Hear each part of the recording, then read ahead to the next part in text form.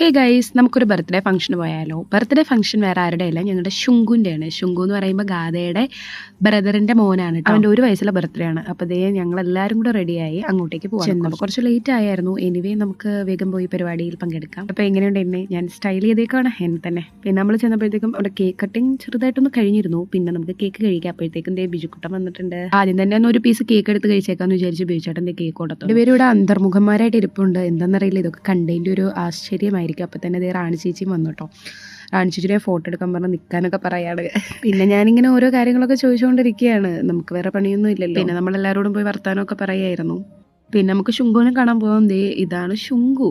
ശുങ്കു അവിടെ ചൂടെടുത്ത് ആകെപ്പാടെ സീനായിട്ട് നിൽക്കുകയായിരുന്നു. അവന്മാർ രണ്ടുപേരും പിന്നെ സ്റ്റേജിലൊക്കെ കയറി ഇന്ന് ശുങ്കുവിൻ്റെ കൂടെ ഫോട്ടോ എടുക്കുകയാണ് കേട്ടോ. പിന്നെ ഞങ്ങളിതേ ഫുഡ് കഴിക്കാനൊക്കെ ഇരിക്കുകയാണ്. അങ്ങനെ ഫുഡൊക്കെ കഴിച്ചത് ഇതും നമ്മുടെ ഇവിടുത്തെ പിള്ളേരൊക്കെ തന്നെയാണ്. അങ്ങനെ നല്ല ഫുഡൊക്കെ കഴിച്ച് അപ്പോൾ ബർത്ത്ഡേ ഫംഗ്ഷൻ അങ്ങനെ കളറാക്കി ഗൈസ്. Bye bye.